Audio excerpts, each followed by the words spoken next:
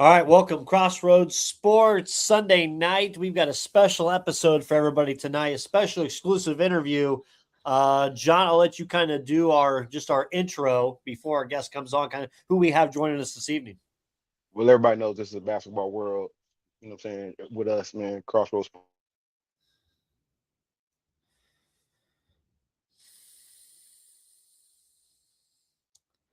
Sports. To name for any of those names that we kind of know here. You know what I'm saying? Recently in the basketball hemisphere, right? That was Acie Earl, 1992 Big Ten Player of the Year. You look up, you know what I'm saying, individual block records for the year.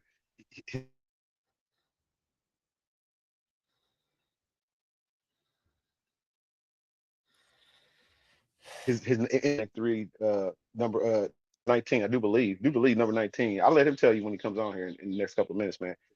Number 19 overall, 1993 NBA draft, man. Shook Sinatra's hand, Brandon Reed. Shook Sinatra's hand. Shook Commissioner Silver's hand, man. So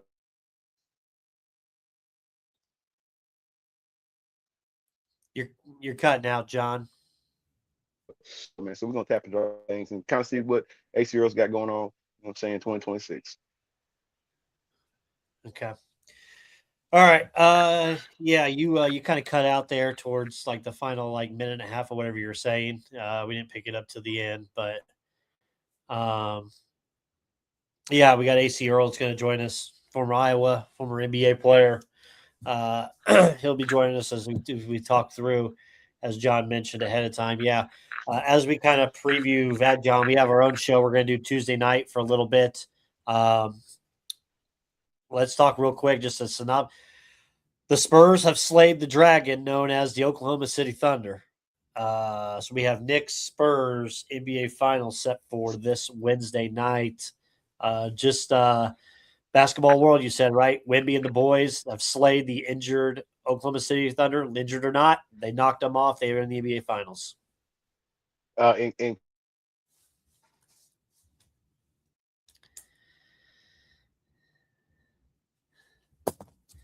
incredible, man, circumstances, man, but just amazing.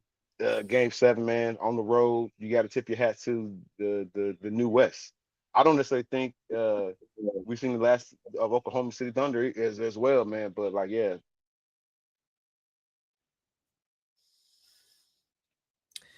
Yeah. Uh, I just shot you a text, what's up? John. Just check it out. You're cutting. It's bad cutting right now. It's bad. Okay, hold on. Let It's me. bad. All right, hold on. So we're gonna get John back here in a second. He's got some audio issues. We'll get him back on here momentarily. Um, see if we get him in. Yeah, but we got the NBA Finals set rematch, you can say, of the 1999 NBA Finals Spurs Knicks. Should have probably been Pacers if you ask me back in 1999 because if it wasn't for the Larry Johnson 4 point play there late. Uh, yeah, Mike Kelly with the chat. It's gonna be a dope finals. I think. I do. I think it's actually gonna be pretty good finals there. If you look back at the series, uh, Spurs won the two regular season games, and the Knicks won. They played them again. The Knicks played them in the NBA Cup Finals, and the Knicks beat them that time. So, uh, really excited for that. We got. Oh, we'll see if we get John back here real quick. I know John. We got Coach AC Earl waiting for us here momentarily. We get JB. JB is back. All right, he looks fresh. He looks clean. All right, John. As I just said, we got a rematch real quick. The '99 Finals. Knicks bring it back again. Knicks and Spurs. If it wasn't for a grandmama 4 point play, that'd be the Pacers then.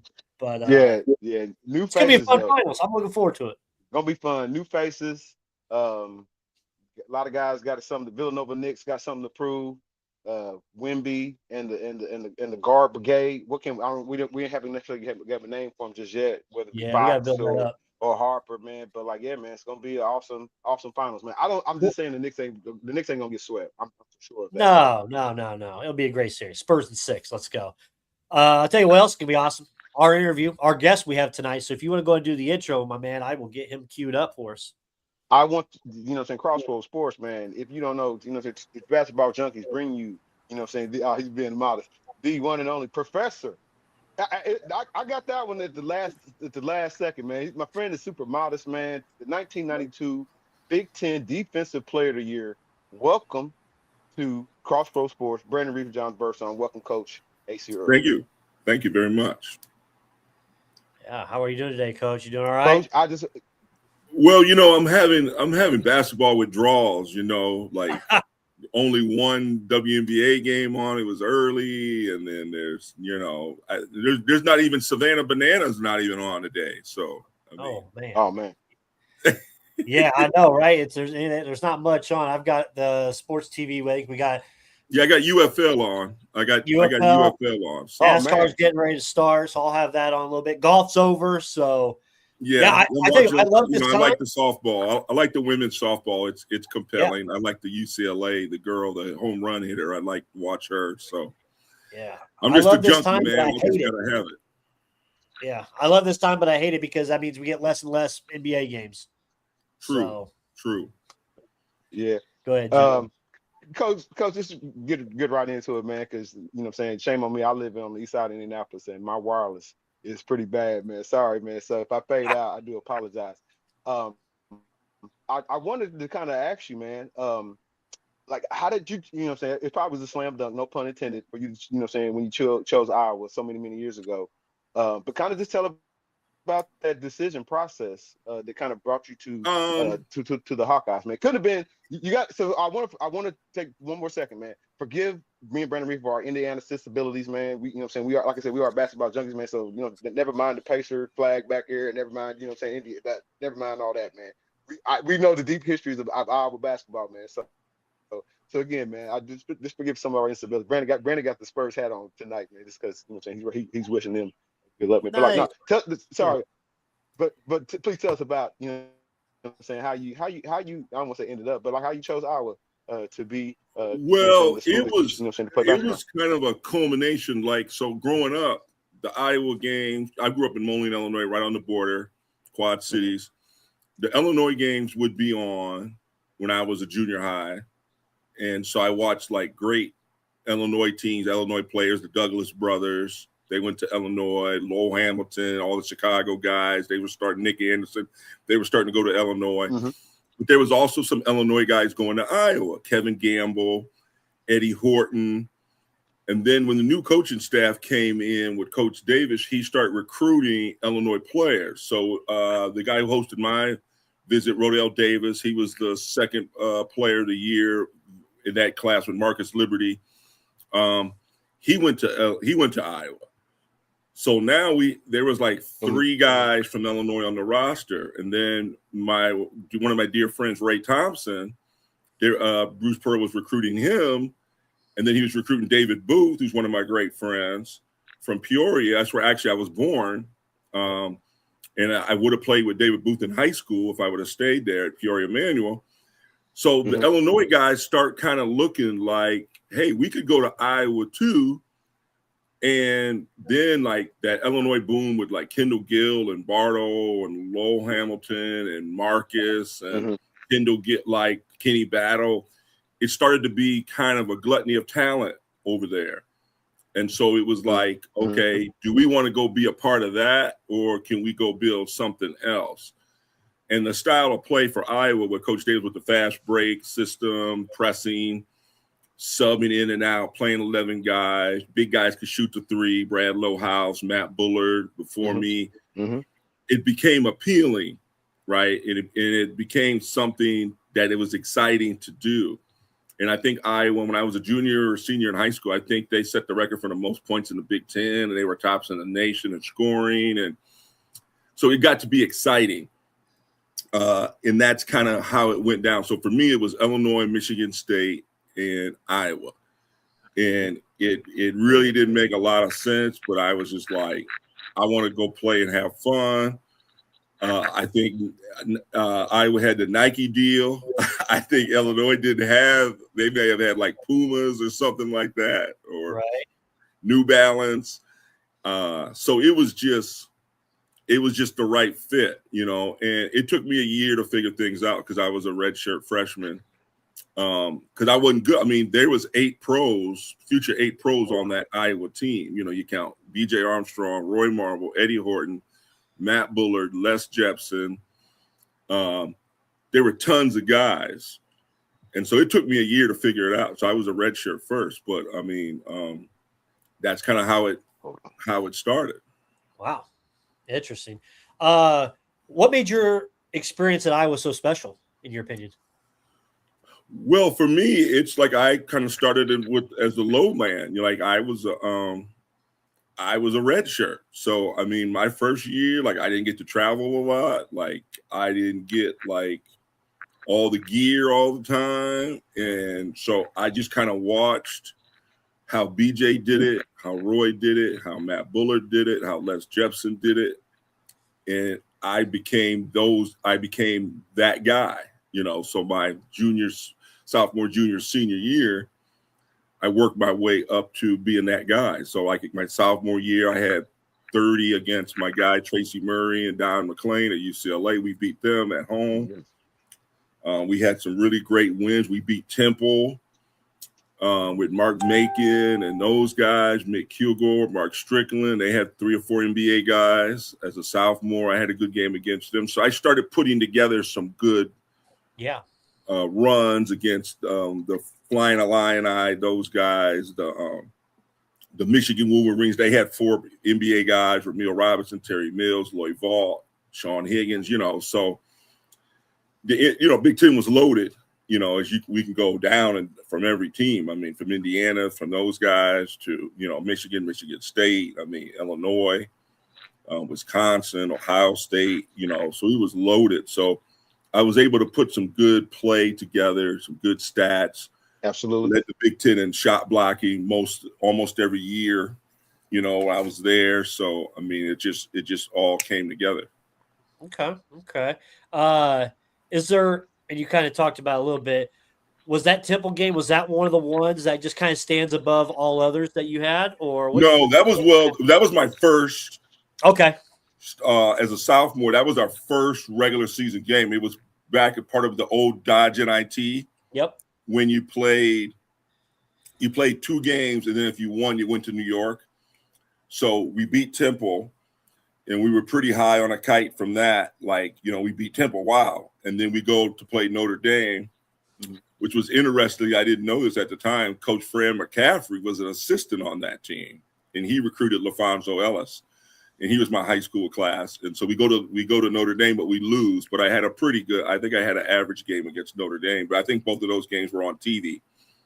So I started to kind of put some footage together, like, okay, who's the 6'10" shot blocking guy from Iowa who's a sophomore who's doing some things against some good national players, you know. Yep. And then it just, you know, I think the UCLA game my sophomore, I think I had 30, 15, and 5, I think. And they had 5 future NBA players, I think. Yeah. So, I mean, it just, like I said, I just start stacking, you know. Okay. Good games. Yeah. Mm-hmm. Coach, how tough was Big Ten play before the expansion when it was just, you know, just 10 teams? It was, I mean, you know, Northwestern was kind of the doormat, but they had Sean Morris, who's a great Big Ten announcer. He was like all Big Ten. He was 6'10", big guy. Wisconsin was kind of a doormat, but they had Michael Finley came, Tracy, assistant coach now, but he was a guard for them. I can't remember his last name. And then Wisconsin had Michael Finley came, and then, you know, they started putting together Ohio State. So it was solid, like going on the road, Purdue, you know, playing those. I mean, you had a battle every night. And I think my senior year is when the Penn State came. They had John Amici, who was a future pro, but future NBA guy for many years. But it was like every time he went. You mentioned it. Go ahead. Mm-hmm. Absolutely was a battle. I got you. Well, you mentioned NBA. You played some time in the NBA as well. Yeah, 4 years. Who do you think was outside of your own motivation, who do you think kind of helps you navigate those waters, whether it be draft night or like I said, or even get to that moment? I'll get your name called. Yeah, who helped you navigate those waters? I mean, it was happening, because of my play my senior year. I was a preseason Playboy ranked All-American, so it was happening. It was going to happen. The thing that threw a little bit of the monkey wrenches is that's when the NBA started to go young. So like the lottery, I think 9 or 10 guys were underclassmen, like Jamal Mashburn, Chris Webber, Penny Hardaway, Rodney Rogers. Like those guys came out, and it kind of threw a monkey wrench into the guys like me, Allen Houston, J.R. Ryder, guys who stayed all 4 years. So, so I ended up slipping, to 19 when I was supposed to be a projected lottery pick. So it was going to happen. It was just a place where, and I'm glad it was Boston because I learned the most as being a pro in Boston. And then Kevin Gamble, who was at Iowa before me, was there. And then I had Robert Parrish, and the support system of the Celtics. Like I tell people all the time, you had the legendary Red Auerbach was still there in a limited role. Wow. Dennis Johnson was my assistant. Chris Ford was my head coach. Robert Parrish was my mentor. Bob Cousy and Heinsohn were doing TV and radio. We're doing TV. Jerry Seestein did radio. Emmett Carr was community service. So it was like classic Celtic around all the time. And those guys were always like pulling you aside, like, hey, do this. Okay. Because like, man, I kind of thought like life without, the legends being there might have been a little tough. Was there any was any kind of unforeseen pressure? 100%. Yeah, because I was built to be the next Robert Parrish, right? Like they were on a rebuild mode because of the two tragedies. My rookie year was the tragedy with Reggie Lewis, and then 2 years before that was Len Bias. So those two things set the franchise back considerably, right? And then as you read, Red Auerbach said he left. He kept guys too long, like he kept Larry too long, he kept McHale too long, he kept Chief too long. So it's like it started to crumble, and that was the first year we didn't make the playoffs. I think it was the first year the Lakers and the Celtics didn't make the playoffs in the same time. But it was like the first year the Celtics didn't make the playoffs in 20-something years, right? So I mean, it was tremendous pressure, as me being a rookie, a first-round draft pick, right? Yeah, absolutely. What, Coach? Take us back to draft night.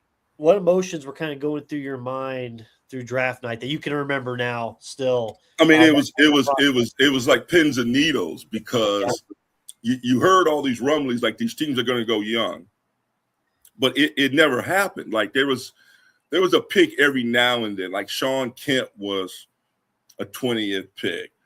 Mahmoud was a low pick. Gerard Mustafa was a low pick. I think Billy Owens may have been like the only high pick who was underclassmen. So guys didn't come out. So all of a sudden, 8 or 9 guys all came out at the same time. Like I said, that Mashburn, Penny Hardaway, Chris Webber, Rodney Rott, all these guys came out. And so it was like that day before and that day, the agents were going crazy. Like, what? Like they're gonna pick Penny that high? What? They're gonna pick this guy? Well, and then it started to avalanche, right? So if somebody picked Penny, somebody was like, okay, I'm gonna go get Rodney Rogers, and then somebody was like, okay, I'm gonna go get, we're gonna get Chris Webb. Like it was unbelievable how it, and it pushed all of us 4 or 5 year guys back. Me, Scott Burrell, Nick Van Sam Cassell, Corey Blount, like even Big Luther Wright came out. I mean, and it was just like, so it was like a bunch of us 4 or 5 year guys, and it was the young guys, right? And I never forget, like we were at the combine, and we were all eating at the table. It was like 20 of us, and they were asking Sam Cassell, was he going to play in the combine? Because you could just do the physical and go home. And Sam Cassell you looked around, he counted 22 guys. You know, we all at the table eating. He said, there ain't 22 lottery picks. I'm playing. And so it was just like so much pressure, you know. And so, like I said, I was projected to go lottery, and I went 19. Okay. What surprised you most once you arrived to the NBA? The speed and athleticism of the game. I remember in a workout, like D Brown blocked my shot. Oh my! Like he was a guard, Right. And I think a guard had never blocked my shot since I was like junior high school or something like that. and he quoted me. He goes, "Man, you know I'm one of the leaders in the NBA in blocks." And I looked it up, and I think he led guard. I think it was him and Michael Jordan led the NBA in blocks that year before, or something like that. So. And I looked at it and I was like, damn, he had 100 blocks. Yeah, he's real athletic, right? Yeah. And so I'm like, you know, that was one thing I underestimated, like the athleticism of guys, you know. And then, you know, when that whole power forward era came with the Kevin Garnett, Abdul Raif, Rasheed Wallace, McDyess. Oh my goodness. Like those guys were literally unguardable. 6'10", 7 foot, 6'11", and could shoot and run. Marcus Camby, like I played with Marcus, and the stuff he used to do in practice, we would just sit there in awe. He was 7 foot, be the first guy down, grab a rebound, dribble it up, shoot a three, you know, block your shot, steal the ball from a guard. I mean, that was the era where it was going, right? And that's another thing that really surprised me, is where the era of that modern big man was going, right? Okay. John, what do you got? Oh, we don't have John there. Okay, I'll ask it. Coach. Oh, he can hear me now. Okay, go ahead, John. Yeah, fire away. No, Coach, I'm sorry, man. I do apologize. This is the most unprofessional time we have. We gotta get that east side Wi-Fi going. That's the problem. He's cutting out again. Well, still talk about it. Kind of talk. Oh, did I lose my audio? No, you're good now. Oh, he lost himself. All right. Real quick, I'll ask you, Coach. Yeah. How do you think your game would translate to today's NBA? It would translate better because I grew up watching Magic Johnson. I mean, like Kareem was my guy because of sky hook, and I was a big guy. But like I wanted to handle, like I could handle the ball. I'm the same class as Sean Kemp. So I used to go to camps with him and see him. And I would be like, hey, I could do that. I could shoot. You know, I always worked on my game. I love Danny Manning. So, I mean, that actually helped me when I went overseas. So I played 8 years, 12 countries, and I got 3 MVPs. And because that's the way the game was going. So I fit right in, like playing with a lot of the foreign guys, because I could shoot, pass, dribble, defend, see the floor, share the ball, be a two-way player. And so that was two things. It enabled me to play at that level. And then 2, it enabled me to coach at that level. So when I came back and started coaching, I was coaching kids like Wemby. Like, this is what you're going to do. If you can dribble it, you can dribble it. If you could shoot it, you could shoot it. So I taught my daughter how to shoot threes. You know, she was 5'11", taught her how to shoot free throws. She shot 80-90% through high school and college. So like all the players that I developed were like overseas. So I could see that's the way the game was going. I could see, like, you know, there's not going to be any more Patrick Ewings and Dreams and David Robinsons and Rick Smiths and Kevin Duckworths and Ronnie Cycles. That, like, those guys are going to be narrowing out of the NBA. Right. Okay. Go ahead, John. Well, Coach, you've been, you know what I'm saying, a lot of success on the court, also overseas work as well. You know what I'm saying? So like once it was all over, did you know what you wanted to do once your basketball career was over? Yes and no. I had a lot of my friends in college who started coaching. Mm-hmm. And so, you know, when I would call them and I'd be overseas, I'd be back from the summer, you know, they would call me because it was funny. one, I'd always be up because I'm on overseas time. Even still today, I'm on overseas time. So I sleep, I stay awake, sleep late, wake up early, but vice versa. I could change like that. And two, they were calling because they needed to stay up because they're driving home from recruiting and they wanted to talk.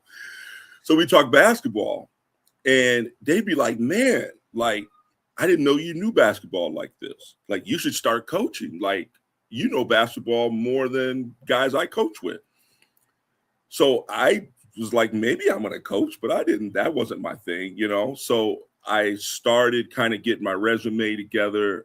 I never forget, I was in Kosovo playing and the electricity went off. The electricity went off in my apartment. I had no heat and lights for 2 hours.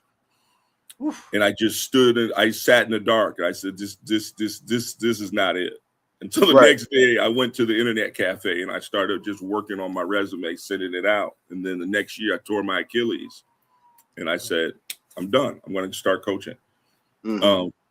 So, yeah, I mean, playing for Iowa, high level basketball, playing with Boston, high level basketball IQ people around, playing in Toronto. I was coached my first year by Brendan Malone, who was the great assistant under Chuck Daly, who wrote the Jordan rules. Yep. Right. And then playing overseas, my first year overseas playing a whole season or most of the season I played for the coach who coached Tony Kukoc, Dino Raja, Vlade, all those guys. I played for him. So like I started really understanding the game like on a mental level. Like it's just not make a basket, run down. It's more than that. And that's how I got into coaching. Yeah. Where do you find all this time? Where you found this time to do all this book writing, man? It's funny. So I'm a great multitasker. So what I do is I sit right here in front of my computer. I turn on the games, and I can just listen to the game because I can visualize it. So it's almost like when I was overseas playing, I'd watch TV. Sometimes it'd be in different languages. I know what's going on, and I don't have to hear it necessarily. I could just I could just hear it, or I don't necessarily have to see it. What's going on? So I write when I listen to games. I just, and then I turn on ESPN so I can see all the good highlights. And then when I'm on the phone, I can edit. So I talk to my brother, I can edit. So when I'm on the phone talking, I'm actually editing or writing. And so that's just kind of my thing. So, yeah. Okay. Listen, man, I don't know how, what I'm saying, our algorithms kind of chime together, man. Maybe because you are a lover of hip hop. And you wrote a book called it's called The Most Influential, 135 influential hip hop songs. And it's not necessarily a, who's like versus, whatnot. Right. Right. What was your, let me ask you, what was your introductory into hip hop, into the culture of hip hop? Because I know. So as a kid, I wanted to be a rapper. I heard you had the flat top working. Right. So I heard like Curtis Blow basketball, like in the streets when I was a kid, visiting my grandmother's house in Chicago, and I heard like Rapper's Delight. And I think my 7th grade talent show, I think I did The Message. I think I rapped The Message. For my 7th grade talent show. And I was doing Harlem Globetrotter tricks with the basketball. While you're doing it. So, and I love Run DMC. And so one of my college roommates a few years in college, he's from East Coast. He's from Middlebury, Vermont, but he's a New York guy. So, being in the Midwest, like we're more rap, right? Like we're more Scarface and NWA, the hardcore. We like everybody. We don't really, we like New York rap, but we're not really hip hop. So he was hip hop. So like he turned me on to like Fat Joe and Digging in the Crates and Pete Rock, CL Smooth and Big Pun and Big L. Like he gave me the MOP, like he gave me the grinding. So I'm like, okay. Then when I went to Boston, it's all hip hop, right? And then got it with Guru and Made Man when they were Mighty RSO Posse. So I used to kick it with, I used to give Benzino and them tickets to the games all the time. Okay. So, and then coming to Toronto, they all hip hop, right? And then really, I did not know that. Oh yeah. Huge New York influence of hip hop in Toronto. Yeah. So as I think last year, 2 years ago, it was the 50th anniversary, I think, of hip hop. Mm-hmm. You saw all these things online, like top groups, top 25 groups, top rap songs, top females, top New York groups, top West Coast groups. I'm like, nobody's doing a book of all inclusive. Like nobody's doing a work of the whole total work. So I called my guy from New York. I said, hey man, let's me and you do this. So we sat on a Sunday. We got 25 songs. Then we got to 50. Then we got to 75. Then we got to 100. And then I talked to a couple of people on the West Coast. They go, you got this. And I go, no. So I got the 125. So I got the 135. So, but the key was not the best, but what the song meant and how it evolved the culture, like what it did for the culture. And so absolutely, a few songs and artists are very hard. Like it's hard to pick one from Nas. It's hard to pick one from Jay-Z. Right. It's hard to pick an Eminem song, so that's the beauty of the book is I explain the artist, the song, and why, like what it did for that time. So for Run DMC, like a great example. So Run DMC for me would probably be, it's got to be.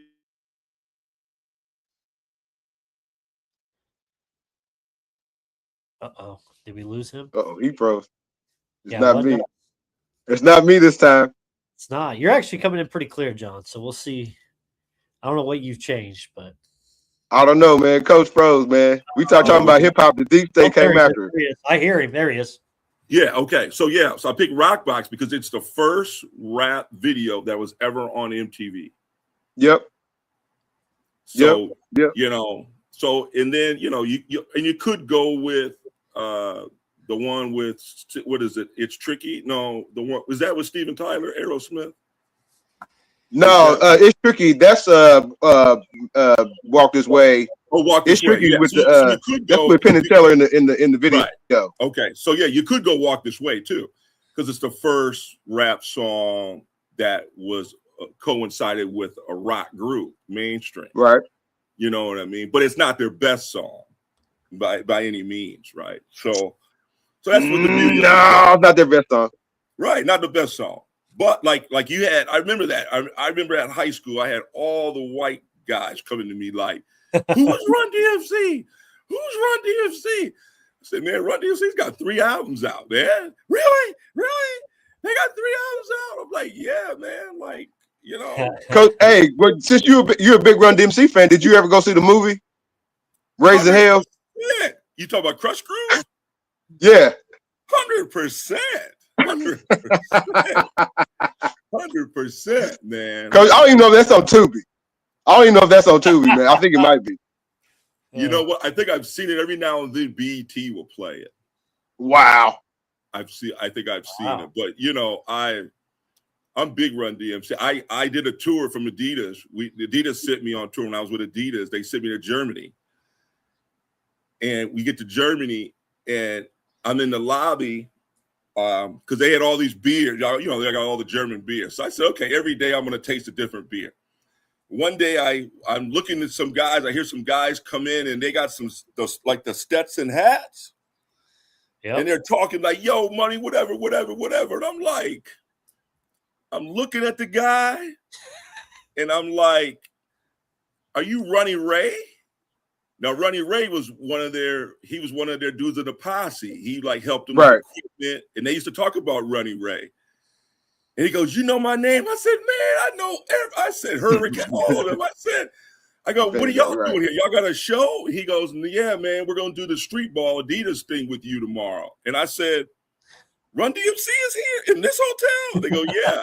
And they go, Russell's here too. I said, what? So listen.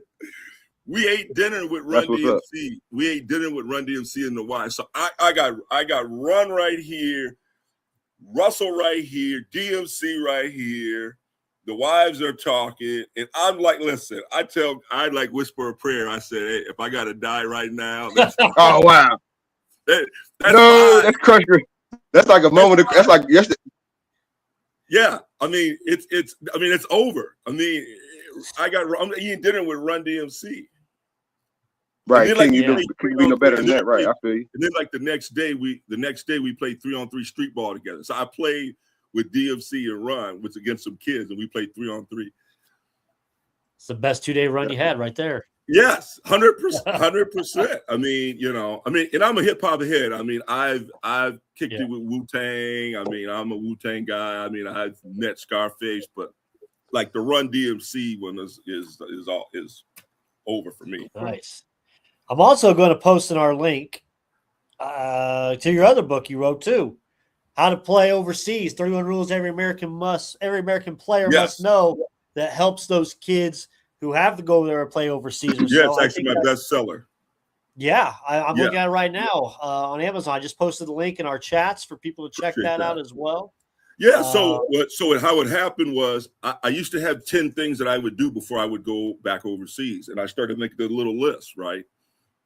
Get my contract, get the banking, get the post office, the apartment, just a little, all notes to myself or stuff to ask the team or the agents, my flight tickets back, where the breaks are, and then 10 became 12, 12 became 15, 15 became 20, 20 became 30. So then when I got overseas, dudes would come over to me like, hey man, how do I send money home? How do we do the mail here? How does the mail work? How does your car work? When you get your car? So it was almost like I was a godfather. So like I'd be in the club, man, and it'd be 9, 10 Americans. Like I remember in Istanbul, that was like the moment, man. We were in Istanbul. That year, my first year in Istanbul, Turkey, we had 15 ex-NBA guys there. And most of them had never played overseas. And I was like on my 3rd or 4th year. And I remember, man, we were in the club and we were off to the side and the music was blasting and I was holding court, like 15, 20 dudes. I'm like, hey man, like, how are you changing your money? Like, hey, you get your apartment yet? Yo, where you, and they're like, wow. And I never forget it. Like somebody called me and they were talking to me and I was home and they said, man, you need to write a book on this. And that's how I wrote the book. But it was just my little short list at first of things I had to do. You're like the Don of the overseas. I was at one point. I was. All right, Coach. I do this with every guest that we have on. It's a little rapid fire, and then we'll go to Jonathan for anything last. So, 5-6 second answer or rapid fire, whatever comes to your brain. First one, favorite arena you played in? Madison Square Garden. No, the Forum, old Forum, Laker Forum. Okay. Toughest road crowd? Madison Square Garden. Okay. Best player you played against? I'll go twofold. I mean, obviously I played against Jordan. Yep. But I'll also go at my position, young Shaq or Dream. Okay. Favorite teammate? Greg Minor from the Celtics. He was my rookie from Louisville. Yeah, I love Greg That's Minor. my guy. Best advice you ever received? Bill Walton once told me after a workout, he said, put all your money in the bank. Don't spend a dime. He said, be like Larry Bird. He's like, be like Larry Bird. Put all your money in the bank. Put all your money in the bank. Don't spend a dime. Oh, my goodness. I love it. Be like Larry. Be like Kevin. Never spend a dime. Never be spend like a dime. Kevin. Be like Kevin. Be like Larry. Hey, amen. And last one, current favorite NBA player? It's got to be Wemby. I was going to say Wemby because It's got to be Wemby. Yeah. I don't know if it's Wemby's West yet. Like they said last night, Trico said, I think It's getting there. It is, but a full strength OKC team, I think, would have been a little different there. Yeah, but yeah. as a Pacer guy, it hurts. I'm glad to see Oklahoma City out, but Yeah, I mean, it's a good story either way. I love OKC. Yeah. I love how they do things. I love San Antonio. I love that whole Popovich. I was overseas. I never forget. I was overseas. I was in China when the Knicks were playing the Spurs in the '99, and we couldn't get the games yet. They weren't playing the games over, and we get snippets.